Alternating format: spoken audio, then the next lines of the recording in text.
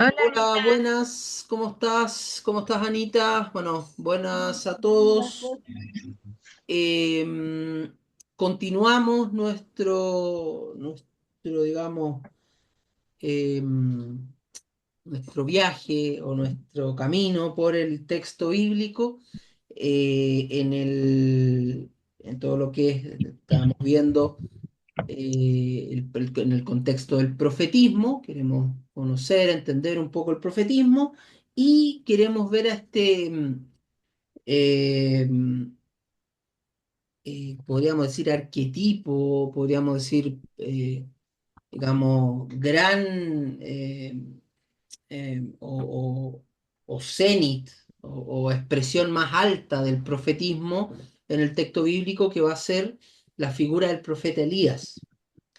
Fíjense que el profeta Elías no tiene un texto bíblico asociado, no, como por ejemplo el profeta Isaías o el profeta Jeremías, que son como los profetas grandes, entre comillas, grandes porque tienen un texto grande. Y sin embargo, y bueno, y todo lo que todo lo que se habla de él en el texto bíblico es muy poquito, son algunos capítulos nomás, ¿ya? Y sin embargo, en el episodio de la transfiguración en el Evangelio, se dice que Jesús, el Señor, se transfiguró frente a sus discípulos y que a su lado aparecieron Moisés y Elías. Uno dice, ¿y por qué Elías? Pues podría haber sido, no sé, Samuel. O podría haber sido, qué sé, porque Samuel tiene una figura importante, porque en el fondo inaugura o acompaña el proceso de el reinado de David, qué sé yo. Podría haber sido Samuel. O podría haber sido Isaías. O podría haber sido Jeremías, que tiene tremendos libros, tremendas obras, tremendamente conocido. ¿Por qué Elías? Dentro de todos los profetas que hay, que tiene el texto bíblico, que tiene el Antiguo Testamento, Elías va a tener una centralidad. Y aunque no va a tener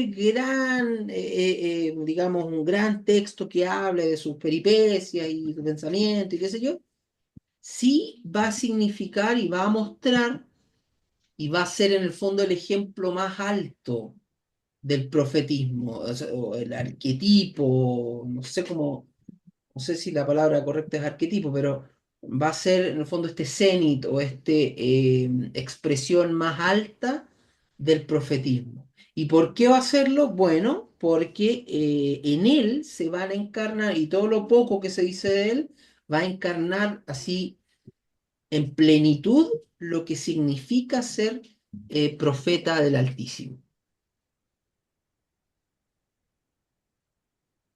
Y por eso es que después va a cobrar va a tener un rol relevante. Tal es así que hay un profeta que ya al final de la época del profetismo en Israel, Malaquías va a profetizar el regreso de Elías. Antes, se va a decir, él va a decir que antes que llegue el día del Señor, va a volver Elías para preparar el camino. Mm. Y luego en el Evangelio, cuando se le pregunta a Jesús, bueno, y qué pasó con este Elías? Jesús dice, bueno, claro que volvió Elías, y ustedes lo mataron, y refiriéndose a Juan el Bautista. Entonces, es, eh, es una figura importante, en la figura de Elías se va a resumir todo el profetismo. De tal modo que esta imagen, esta triple imagen de Jesús, Moisés y Elías, va a mostrar todo lo que es la religiosidad de Israel, o va a resumir de forma simbólica todo lo que es la religiosidad de Israel. ¿Por qué? Bueno, Moisés va a representar la ley, la ley, en el fondo los mandamientos de Dios, la alianza. Y Elías va a representar a los profetas, a estos que Dios le encarga que tironeen al pueblo y en la figura también de sus autoridades, de las autoridades del pueblo, para que no se alejen del cumplimiento de la alianza, del cumplimiento de los mandamientos. O sea, en el fondo, el profeta, si podemos usar una metáfora, va a ser una cuerda, esta cuerda que mantiene unidos, o en realidad que evita que no se arranque el pueblo, que no se vaya el pueblo de Dios, de los mandamientos, de la alianza. Y este caso paradigmático de los profetas va a ser el profeta Elías. Entonces, eso es la importancia. Dicho esto, volvamos al texto, ¿ah? Habíamos quedado, eh, este, pareciera que el capítulo 19 como que está descuadrado de lo que viene anteriormente, pareciera. ¿Y por qué digo eso?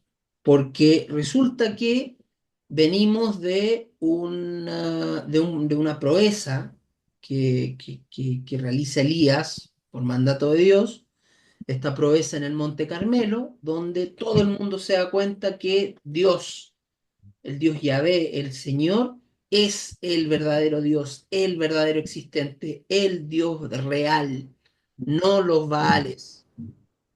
¿Y cómo sabemos eso? Bueno, porque aun cuando estos profetas piden y piden y piden que su sacrificio se encienda solo y que eso sirva de manifestación del poder de esos dioses, no pasa nada.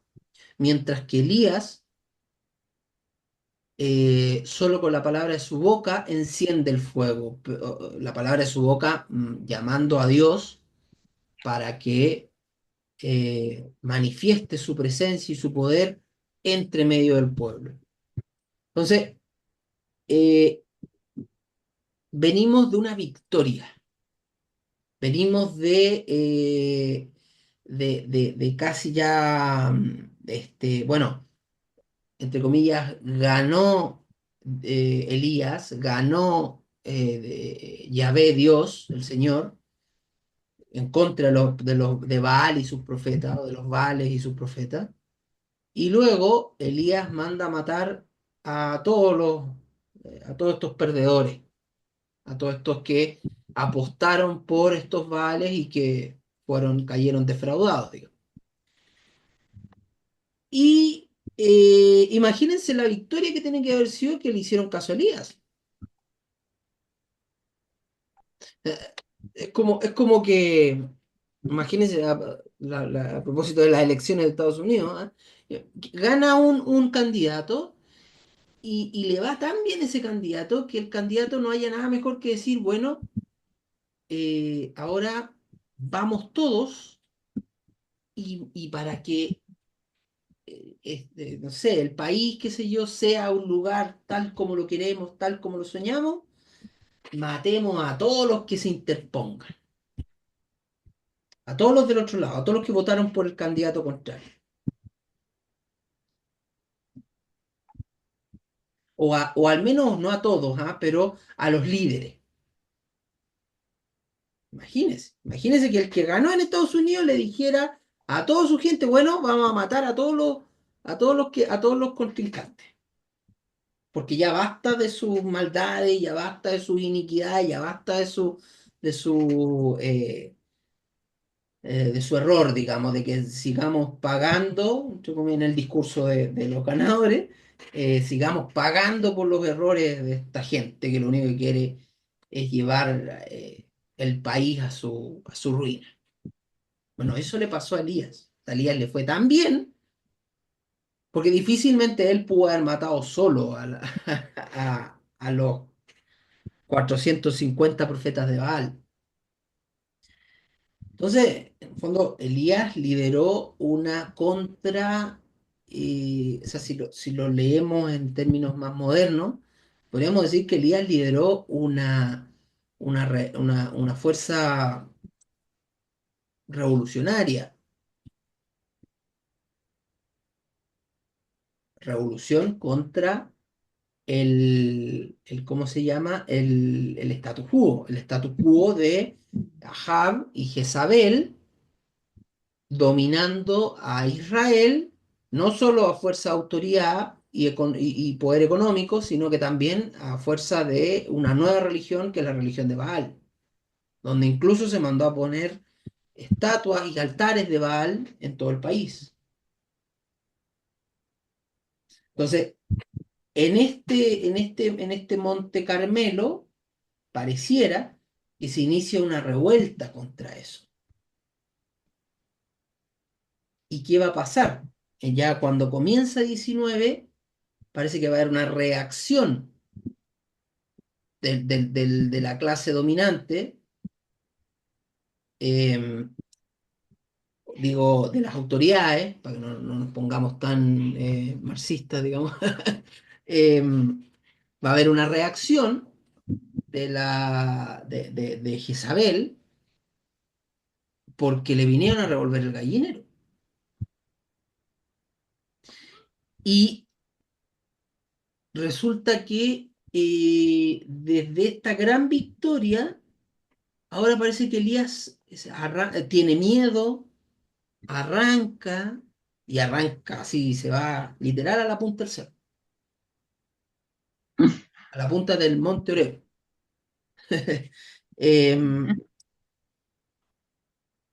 y pareciera que abandona su misión, porque, y ¿por qué les digo esto? ¿Ah? Porque lo primero cuando llega al Monte Oreb, después de caminar esta jornada y que es alimentado por Dios y que tiene pena y dice ahí, ya es demasiado, Señor, toma mi vida, pues no soy mejor que mis padres. ¿Se acuerdan que hablamos de eso? De esta como, incluso lo vimos un poco desde lo psicológico, cómo es bien como depresivo esto. Eh, bueno, cuando llega al encuentro y se encuentra con Dios, Dios le dice, ¿qué haces aquí, Elías? O sea, como que lo desconoce. O sea, tú no deberías estar acá. ¿Por qué estás acá? ¿Para qué estás acá? ¿Para qué? Podríamos cambiar la pregunta. ¿Para qué estás acá, Elías? Le pregunta. Entonces bueno, veíamos ahí que eh, Elías caminó por el desierto hacia el monte de Dios, que yo les decía que en una tradición se llama Horeb y en otra tradición se llama Sinaí, pero es el mismo monte, solo que con nombres distintos según el texto del que estemos hablando. Eh, y luego camina 40 días, 40 noches. Yo le mostraba cómo 40 días y 40 noches se parece mucho a 40 años y es como el pueblo desandando. ¿Se acuerdan que el pueblo vagó por el desierto 40 años hasta llegar a la tierra prometida? Ahora parece que esto se desanda. Se perdió la tierra prometida, entre comillas. ¿Por qué? Porque volvimos a la esclavitud. Y entonces aquí Elías va a representar al pueblo de Dios que desanda, que vuelve al comienzo, que vuelve a la esclavitud de Egipto. Solo que ya no es de Egipto, sino que son de los Baales. Y como esto es muy aplicable a nosotros, ¿ah? Eh, ¿Cuántas veces desandamos lo que avanzamos en nuestro camino espiritual? Por miedo, por no encajar, por querer encajar en una sociedad, qué sé yo, en un lenguaje, en un grupo. y, y volvemos a la esclavitud. Bueno, esto es lo que pasa acá. Elías vuelve. Y fíjense que es alimentado por cuervos. Del mismo modo que era el pueblo en el desierto, era alimentado con el maná, ¿se acuerdan? Mm. Acá hay entonces como una vuelta, un retroceso, un rewind de la historia. Eh, y vuelve a donde todo empezó, entre comillas. Todo empezó con el pueblo a los pies del monte y Moisés bajando con las tablas de la ley. Y ahí, esto está en Éxodo 24, el pueblo dice, haremos todo lo que nos diga el Señor y qué sé yo. Cumpliremos todos sus mandamientos. Y ahí hay un símbolo, hay un asperjamiento con sangre, que va, incluso después eso va a ser símbolo. Por eso se habla, en la Eucaristía se habla de la nueva alianza, en comparación con la vieja alianza, que sería esta. Entonces, eh, donde empezó todo, donde empezó la alianza con Dios, va a volver Elías. Elías va a volver al origen. Pareciera que el texto nos quiere mostrar que la única forma de que el pueblo, o sea, que en el fondo el pueblo de Israel está tan lejos de la alianza, está tan lejos de Dios, que lo único que queda es empezar de nuevo. Es como borrón y cuenta nueva. Vuelta al Oreb o al Sinaí, vuelta a rehacer la alianza, vuelta a los 40 en el desierto, los 40 años o 40 días en el desierto, y vuelta a la búsqueda de la tierra prometida. ¿Por qué? Y, o sea, vuelta a la liberación de Israel. Porque ya, ahí acuérdense como cuando antes de todo esto se dice que en 16 se dice, acuérdense que, a ver, mm, bueno, no encuentro el texto, pero acuérdense que decía que Ahab fue ya, pero el culmen o sea, hizo todo lo posible, todo lo que se podía hacer, que era mal visto por Dios. O sea, ya era más que sus antecesores. Ya Ahab, el rey, que ya incluso ni es tan rey, porque está, él mismo es esclavo de su mujer, de Jezabel. Él mismo no sabe bien si seguir a Elías, si no seguirlo, porque le tiene miedo a Elías, pero también le tiene miedo a la mujer. Él mismo es esclavo, él, israelita, también es esclavo de los Baales. Imagínense un rey que es esclavo, o sea, el pueblo ya no puede estar más esclavizado que hasta el rey. Eh, y eso ya es todo lo que Dios no quiere es para su pueblo. Un rey esclavo ya es el colmo, digamos, pero muestra la situación en la que están. Ahab hizo absolutamente todo lo que se podía hacer para enojar a Dios. Hizo todo lo malo que se podía hacer.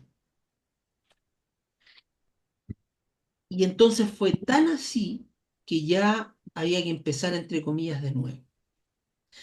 Y el profeta aquí va a representar al pueblo.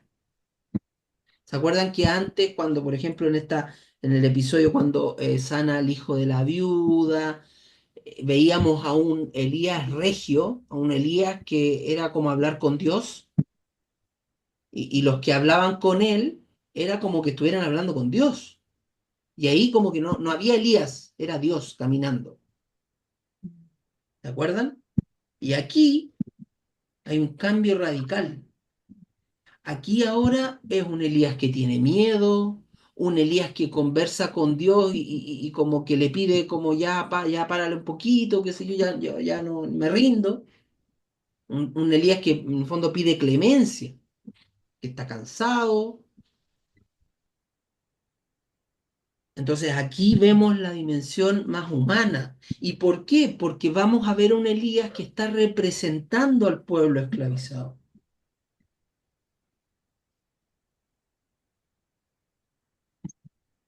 Ahora, Elías va a tomar en el fondo en su espíritu y en su carne las consecuencias de este pueblo que vive en la esclavitud de los Baales.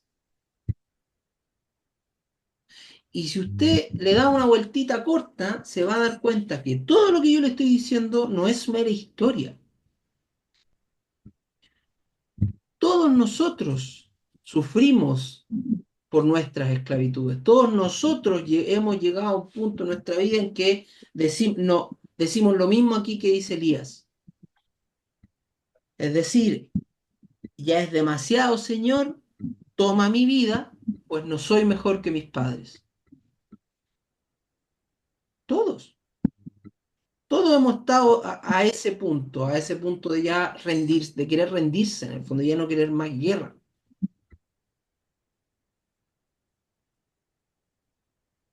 Y lo que muestra el texto es que en el fondo esto es el punto más bajo. Desde un Monte Carmelo, como que nos fuimos, nos caímos por un precipicio así, pero y caímos hasta el fondo mismo de la vida, hasta el abismo más profundo de la vida. Y representado en esta frase que incluso evoca el suicidio. Toma mi vida. O sea, no, me rindo, no quiero vivir más. Entonces, desde la victoria al abismo del fondo del sufrimiento, la muerte y incluso el suicidio. Y así, y claro, aquí el texto nos va a mostrar que eso pasa porque nos alejamos de la alianza. Entonces aquí Elías va a, va a encarnar al pueblo. No está claro en el texto qué es lo que lleva a Elías a este estado. No está claro. Yo lo que he escuchado, permítame un poquito que abrir la ventana, que tengo un poquito de calor. Yo he escuchado de algunos que este acto de haber asesinado o mandado asesinar a los profetas de Baal es en el fondo el que va a transformar a Elías eh, en esto. O sea, eh, Elías viene al pueblo a llamar al pueblo hacia el cumplimiento de la alianza, de la ley, de los mandamientos. Pero en esa llamada celosa, o sea, llena de celo, llena de ardor, llena de pasión, llena incluso a veces eh, lo que se dice por ahí, una furia santa, como Jesús en el templo, que empieza a agarrar a charchazo a todo el mundo, y a darle vuelta a las mesas a los cambistas, qué sé yo. Se dice que eso es una furia santa. Bueno, obviamente el Señor Jesús es el Señor Jesús y es, digamos, en él hay una dimensión, o sea, hay una naturaleza divina que lo protege de que eso, esa violencia o esa furia se pase a ser pecado. Pero Elías no es un ser divino como Jesús. Y por ende, en esa furia, en ese celo de querer que el pueblo vuelva al cumplimiento, la embarra y peca. Porque Dios en ningún momento le pide, oye, de pasadita, después de que hagáis lo del Carmelo, mátame a todos estos profetas de Baal, por favor. Dios jamás le pide eso. Como les digo, no está claro qué es en la narración lo que desencadena esta situación, pero es muy probable que sea esto. O sea, lo único que se dice, Elías tuvo miedo. Y acuérdense que cuando vimos todo lo que es el Génesis y todo lo que es el relato del pecado, en Génesis 3, cuando peca el ser humano, se dice que tuvieron miedo, Mm, se escondieron. mm, En realidad dice que sintieron vergüenza, ¿ah? Pero uno puede extrapolarlo al miedo.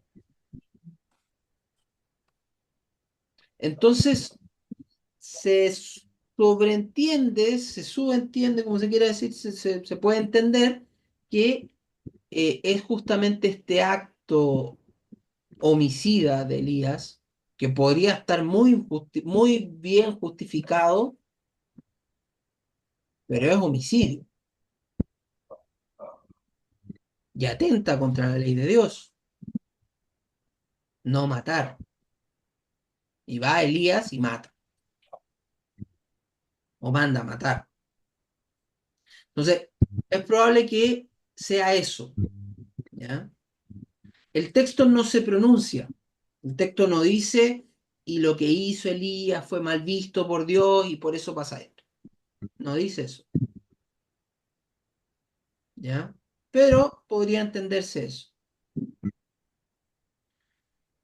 Podría entenderse desde una lectura un poco más espiritual, ¿ah? No necesariamente una lectura literal, pero eh, perfectamente lo podemos entender así. Eh, entonces, bueno, como dije, estamos en el Monte Carmelo y como que nos tiramos al precipicio y caímos al fondo de la cañada. ¿Y qué es lo que nos hace? No es que saltemos, ¿ah? No es que Elías salte para abajo, sino que es el pecado el que lo empujaría. Y digo empujaría en condicional o en potencial porque no estamos seguros, ¿ya? Pero es probable que sí sea. El pecado de Elías va entonces a encarnar el pecado del pueblo, o el pecado del pueblo idólatra que sigue a los profetas de Baal se va a encarnar en el pecado de Elías. Y por eso es que aquí Elías se vuelve uno más con el pueblo y sufre las consecuencias del pecado, que es el miedo, que es digamos, eh, bueno, todo lo que se relata ahí, en el fondo, eh, la experiencia de la muerte o la experiencia cercana a la muerte.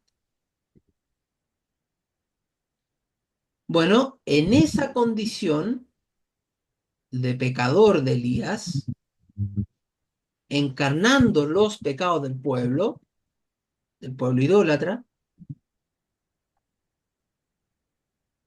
Dios sigue presente y lo alimenta. Fíjense que, como les dije, cuando llega al monte Oreb o al monte Sinaí, Dios le pregunta, bueno, ¿y qué haces acá? Pero antes eh, se dice que el ángel del Señor alimenta a Elías y qué sé yo. O sea, podría haber mandado al ángel y haberle dicho, oye, compadre, ¿qué está diciendo acá? Date la vuelta si Dios no quiere que vengáis para acá. Pero no, Elías quería ir hacia el monte y Dios acompañó ese camino. En el fondo, Dios no, cuando lo que se quiere decir ahí es que Dios está presente, aun cuando Elías está en esta condición de vulnerabilidad, en esta condición de miedo, en esta condición de pecado. Es cierto que el texto dice que Elías tuvo miedo de Jezabel y que podría incluso ser una exageración bíblica o una, digamos, eh, una farsa bíblica decir que es producto del pecado de Elías, porque en ninguna parte dice que Elías pecó ante los ojos de Dios en el texto.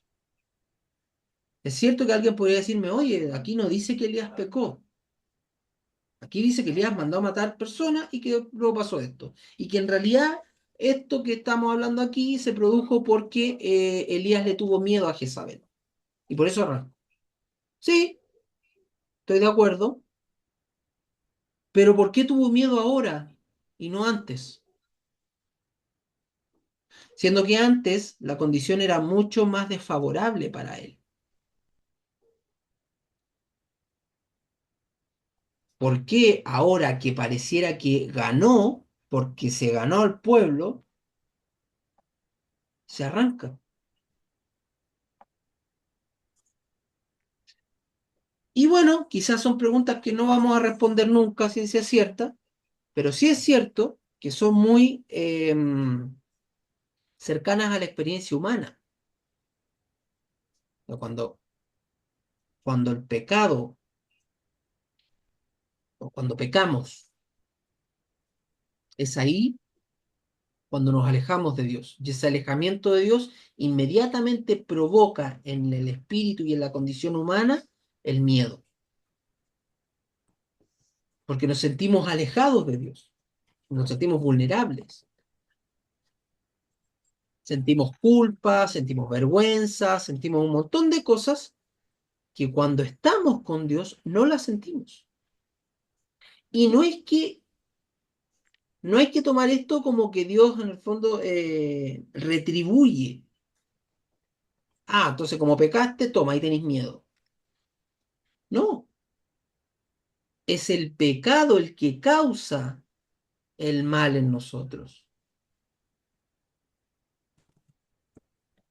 O sea, si yo voy y me tomo una taza, le pongo agua, después le pongo un poquito de cloro y me la tomo, un poquito grande de cloro, y me la tomo, eso me va a generar un daño importante. El texto bíblico lo que quiere mostrar es que si yo voy y peco, es lo mismo que si me tomara una taza con cloro, me genera daño. Y en ese daño que yo pueda sufrir, independiente del tipo de daño, Dios igual va a estar conmigo y va a estar llamándome y va a estar queriendo que yo me va a estar protegiendo de ese daño.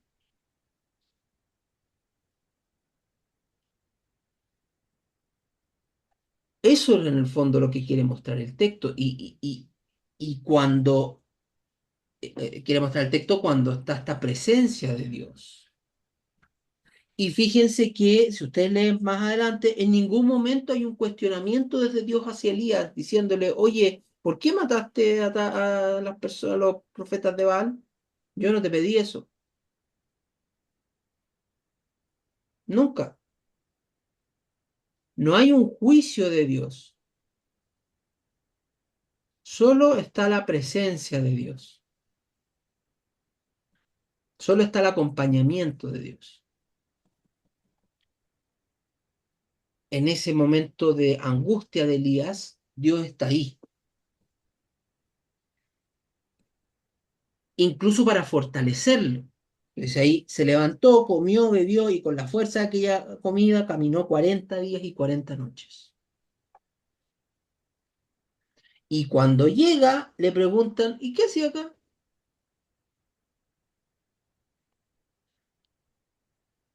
Y bueno, dice aquí, eh, la respuesta de Elías es, ardo en celo por el Señor Dios de los ejércitos. Ese es el lema de la orden carmelitana. Ardo en celo por el Señor Dios de los ejércitos. O en latín, celo celatus, sum pro domino deo exercitum. Em,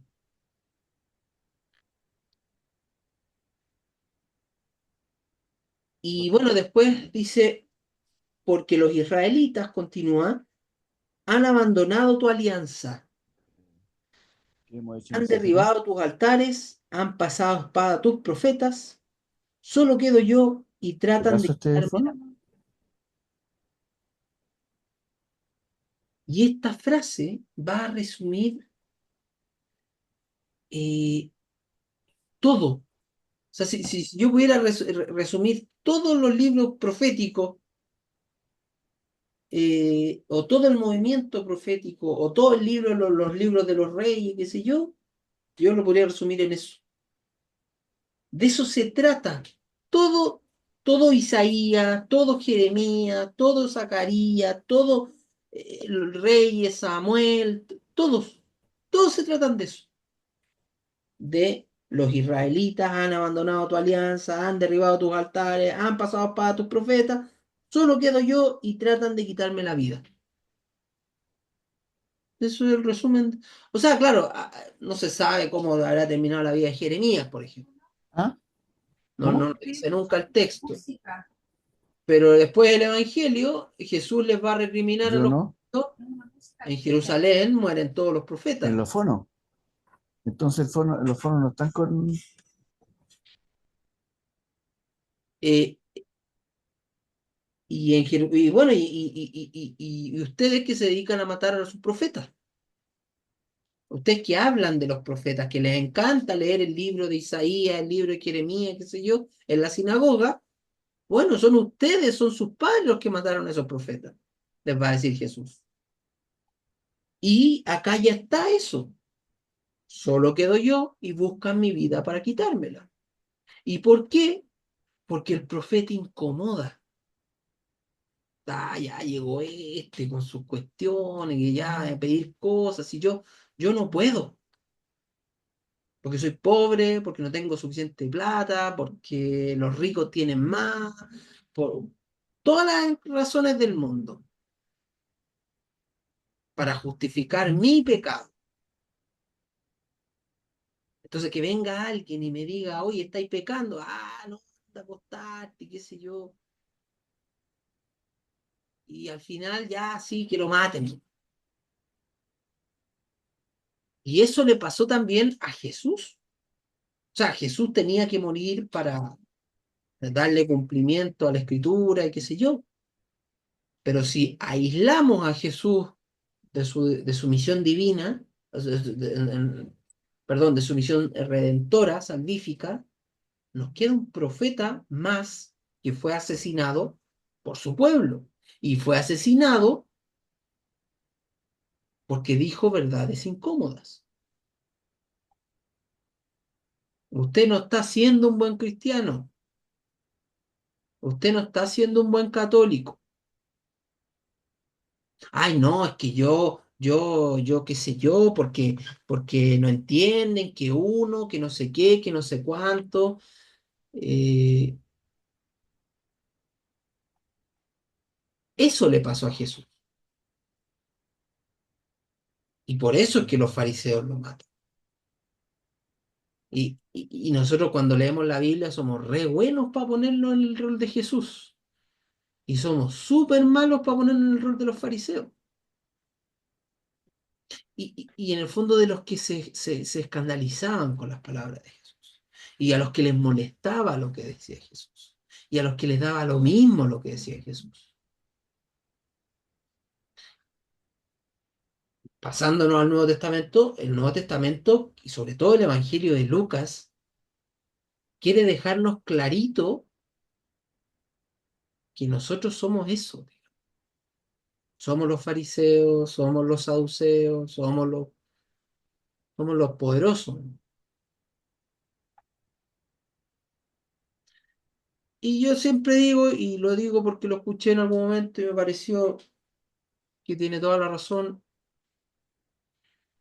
eh, si usted lee la Biblia y no le pica nada, y no le molesta nada, y no le incomoda nada, así como en el costado, en la guatita, qué sé yo, no está leyendo la Biblia.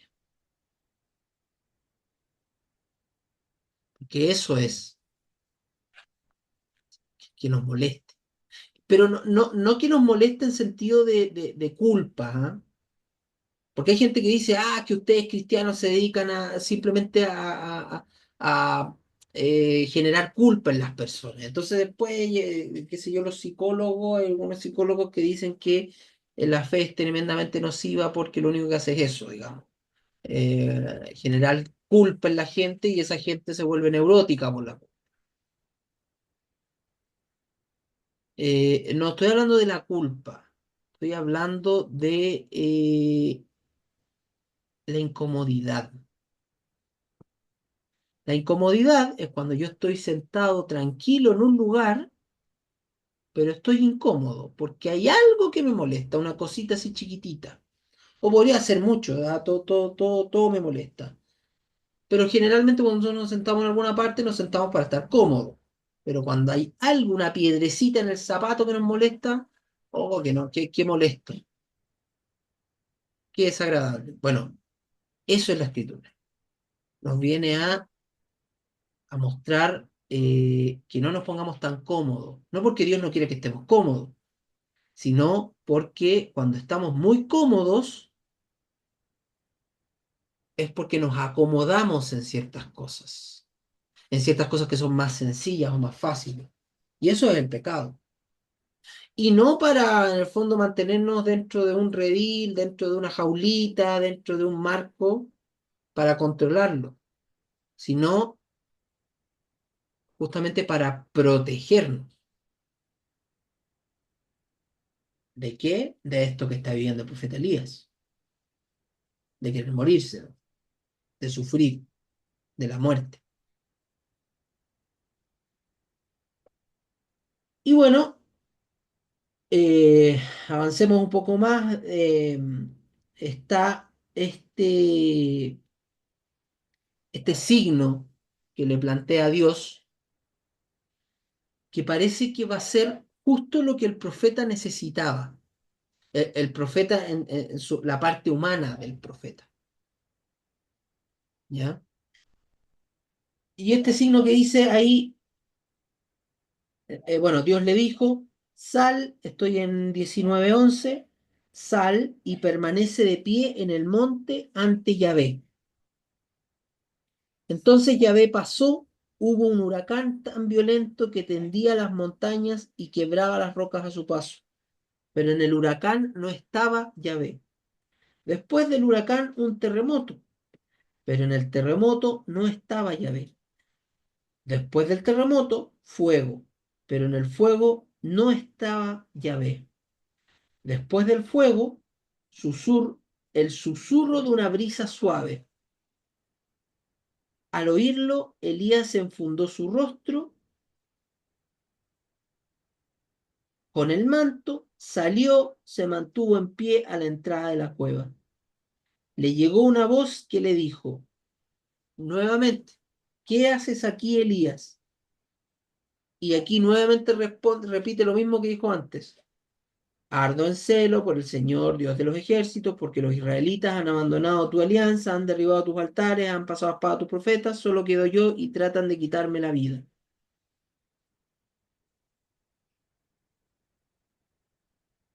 Este signo es bien extraño, bien particular, o este triple signo. O sea, un huracán, un terremoto y fuego. Eh, Resuenan mucho a los eventos como cósmicos o lo que pasaba cuando en el Éxodo se decía que estaba Dios, cuando Moisés sube a la montaña de Dios, estaba Dios ahí, pero no se veía Dios, no es que alguien dijera, oh, mira, ya está Dios. No, sino que eh, se veía humo, se veía eh, como, bueno, seguro que algunos rayos, qué sé yo, fuego. A esto resuena esto, a este episodio del Éxodo en el que se dice que la presencia de Dios en la cima del monte Sinaí generaba estas expresiones o estas manifestaciones cósmicas. de humo, o sea, perdón, bueno, seguro que viento, terremoto y fuego. En el Éxodo, en el Sinaí, se dice que había humo que salía de la montaña, que ahí estaba Dios. Era tan así que hay algunos que dicen que a partir de eso, muy probablemente el Sinaí hubiese sido un volcán, pero ahí en el desierto del Sinaí no hay ni un volcán, digamos, entonces es media tirada de las mechas la teoría, pero hay algunos que lo dicen, que hablan de un origen volcánico de la religión yavista, pero da lo mismo, eso dejémoselo a los arqueólogos. Eh, el tema es que estos signos resuenan a eso, a la presencia de Dios, pero el texto dice que en eso no está Dios.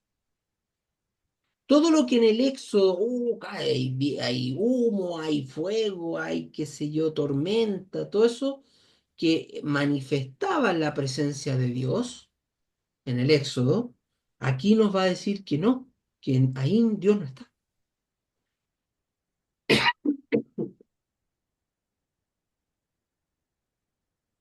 Pero mira,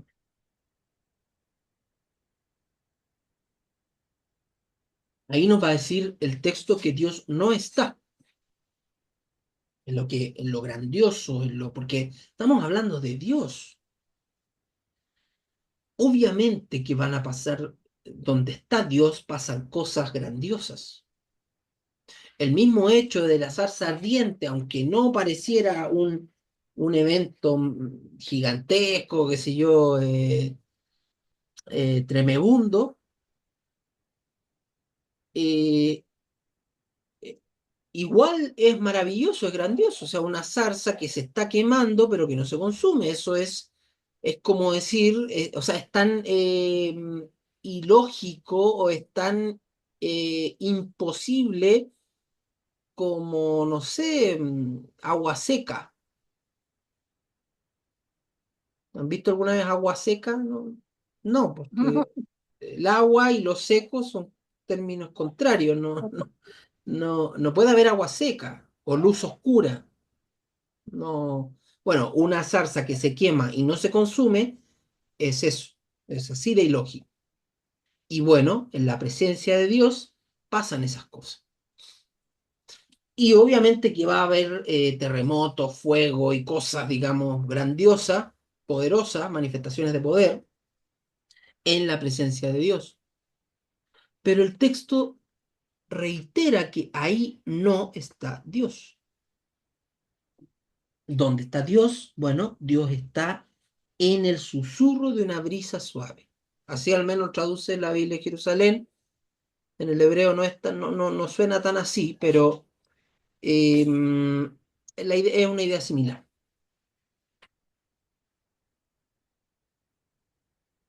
En lo poco, quizás, hay algunos que hablan de que en el fondo Dios no está en lo grandioso, sino que está en lo poco, en lo sutil, en lo que pasa desapercibido. Entre comillas desapercibido, porque después de todo ese mambo de tormenta, fuego, qué sé yo, huracán, terremoto, fuego, después una brisa, no, probablemente hubiese estado tan loco, entre comillas, que no se hubiese dado ni cuenta, no lo hubiese percibido, pero lo percibió y supo inmediatamente que allí estaba Dios. Elías, el texto nos informa que ahí está Dios, pero Elías, ¿cómo lo supo? El Elías que viene del Monte Carmelo, el Elías que viene de una columna de fuego que cae del cielo y que consume un holocausto y que le muestra a todo el mundo, este es el Dios poderoso, verdadero, real y existente. No las tonteras que ustedes llaman Baales, tonteras, literal, tonteras. Y después esto nos va a recordar, cuando leamos el Deutero Isaías, nos vamos a acordar de esto, porque ahí van a tratar también de tonteras a los ídolos. Y bueno, este Elías que viene de estas manifestaciones grandiosas y poderosas de Dios, un Dios que es capaz de resucitar muertos, un Dios que es capaz de quemar, así, quemar, de generar fuego espontáneamente. Ese nos va a decir el texto, no, ahí no necesariamente está Dios. O sea, sí, quizás ahí en el sacrificio del carnero sí estuvo, pero acá no. Entonces acá hay una como una especie de dicotomía, una incoherencia. Venimos de un Monte Carmelo que se nos muestra un Dios poderoso, a un Dios que actúa, a un Dios que dice, aquí estoy yo y qué sé yo, y como que viene y se plantea como un, eh, nada, como un fondo poderoso, real. Y aquí todo lo contrario. No está Dios en esas cosas, no está Dios en el fuego. Parece que fue fuego lo que consumió el sacrificio y que lo confirmó a todo Israel que el Dios Yahvé es el Dios verdadero. Y acá nos dicen que Dios no está en el fuego. Es como raro, no, no, como que no cuadra. Y es que Dios no cuadra, ni nunca va a cuadrar en nuestras categorías. Cuando en Pascua, fíjense, miren el razonamiento que voy a hacer. Cuando en Pascua nosotros decimos a una voz, la iglesia dice a una voz, este es el día en que actuó el Señor, ¿se acuerdan de eso? Este es el día en que actuó el Señor. ¿A qué nos referimos? El día de la Ustedes que son creación. católicos, ustedes que son católicos informados me van a decir, pero Jaime, a la resurrección. Sí, ya sí, estamos de acuerdo. Sí, sabemos que es la resurrección, pero porque no sabemos el final de la historia.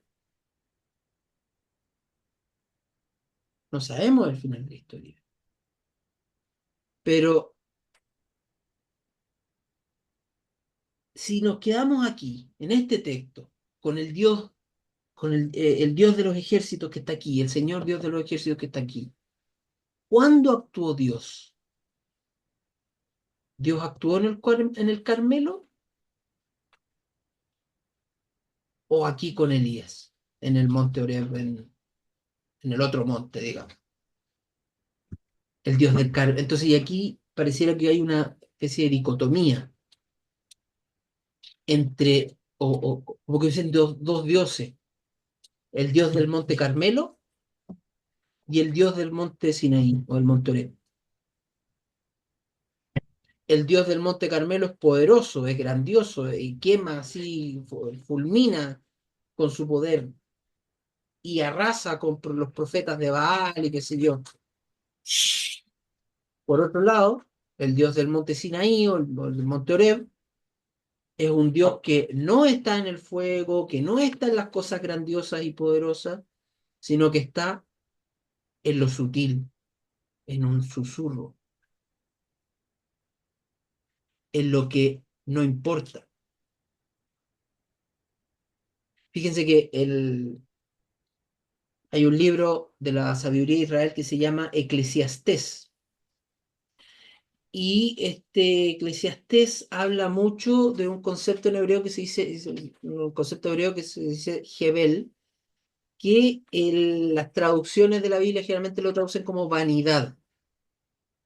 De hecho, el libro de Eclesiastés comienza diciendo vanidad de vanidades, todo es vanidad. Y dice, todo es Hebel. Y ese Hebel es una palabra bien difícil de traducir, porque tiene en sí, en su semántica, este como esfuerzo de querer con la mano atrapar el viento. Yo aquí abrí la ventana y está corriendo un poquito de brisa. Entonces yo quiero atrapar esa brisa con las manos. No, no, no se puede. Bueno, cuando dice vanidad de vanidades ese libro, está diciendo que en el fondo todo es tan inútil o es tan vacío de sentido, es tan absurdo como querer agarrar el viento con las manos. ¿Por qué voy a esto? Porque acá hay un susurro,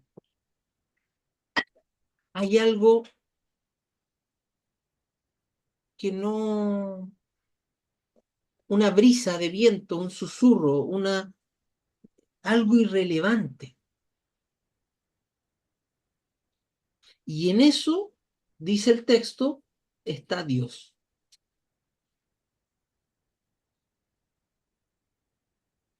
Entonces uno dice, chuta, acá hay como dos dioses distintos.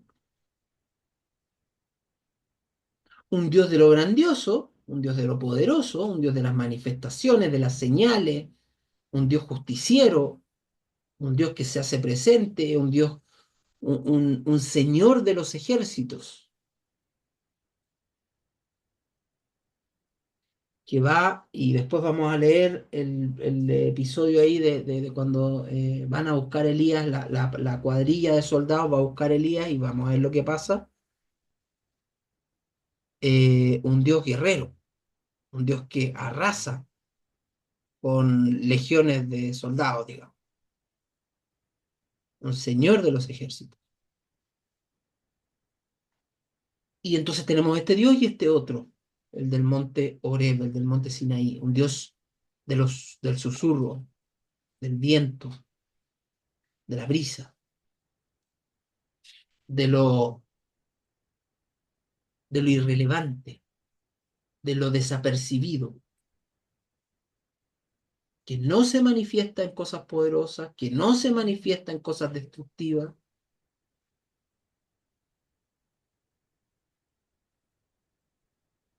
Y bueno, y este Dios le va a preguntar a Elías, ¿qué haces aquí?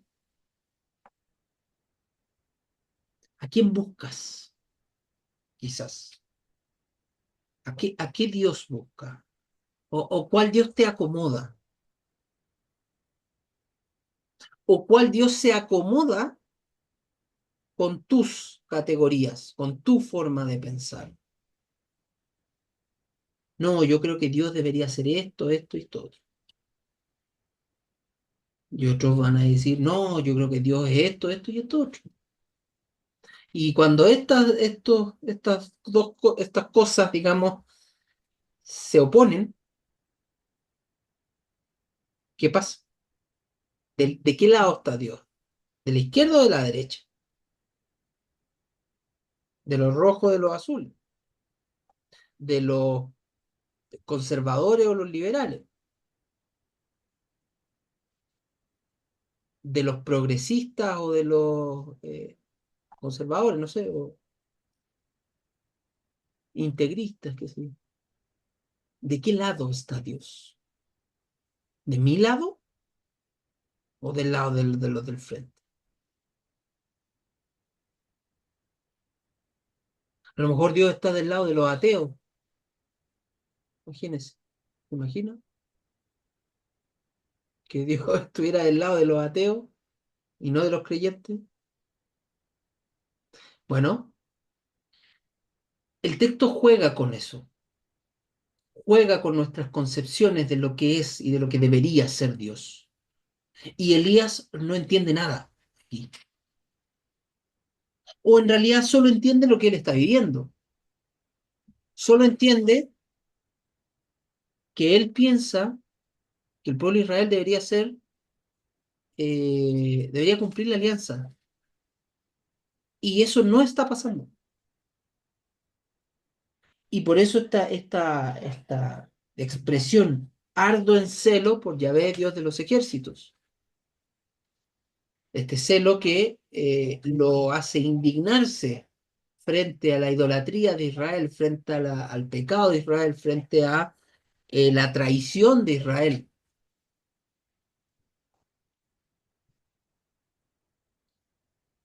y a revolucionar las cosas, a revolucionar el status quo de una monarquía de Israel que no le conviene la fe en Dios. que no le genera.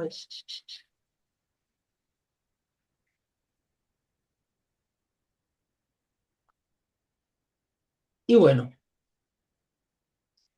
eh, termina esta parte ahí en estos tres versículos de 15 a 18. Va a decir, Yahvé le dijo, desanda tu camino en dirección al desierto de Damasco. Cuando llegues, unge rey de Aram, Aram, donde está básicamente Damasco, en la región de Aram, Damasco, de la ciudad de Damasco, región de Aram. ¿Ya? Unge rey de Aram a Hazael, rey de Israel a Jehú, hijo de Nimsi, y profeta sucesor tuyo a Eliseo, hijo de Safat de Abel Mejolá. Al que escape a la espada de Hazael, lo matará Jehú, y al que escape de la espada de Jehú, lo matará Eliseo. Dejaré un resto de 7000 en Israel, todas las rodillas que no se doblaron ante Baal, y todas las bocas que no le besaron. Aquí hay una misión nueva, una nueva etapa, en el fondo. Aquí se terminó la etapa y ahora ya van a pasar cosas, van a volver a pasar cosas. Estuvimos en la etapa de la sequía y ahora se acabó esa etapa y comienza una nueva etapa, la etapa de la guerra. Porque estos ungimientos de reyes van a generar conflictos. Y eh, pareciera que Dios le cumple la petición a Elías. Toma mi vida porque no soy mejor que mis padres. Parece que Dios escucha a Elías y le dice, bueno, unge sucesor tuyo a Eliseo. Como que ya, bueno, ya, suficiente para ti. Pero vamos a ver que todavía le queda este, cosas por hacer a Elías, unas cosas por hacer antes de su final glorioso, ¿ya? Pero eso lo vamos a ver en el próximo episodio, averígualo en el próximo episodio, ¿no? Eh, o en los próximos después. Eso, dejamos entonces hasta acá. ¿Alguna duda? ¿Algo que decir? Bueno, no se olviden ahí de continuar leyendo los textos, repasarlos, también darles una vueltita personal, ¿ya? Una vueltita personal, espiritual. Eh, y nada, bueno, eso. Nos vemos la próxima vez, el próximo viernes, a la misma hora de siempre. Si es que no pasa algún inconveniente, que bueno, yo les avisaré ahí con anticipación. Ustedes saben que yo dependo de que mi mujer llegue a buena hora, pero imagínense, pasan hartas cosas. Ahora hay un incendio acá, por eso hace calor. Acá en Valparaíso hay un incendio, así que bueno, no, volvimos, volvimos a lo del año pasado. Así que bueno, que ni Dios quiera que pase a mayores, ojalá que no. Que no. Sí. Bueno, nos vemos, cuídense, Chao. Bendiciones. bendiciones para todos, Chao. Buen fin de chao. semana. Igualmente, buen fin de semana.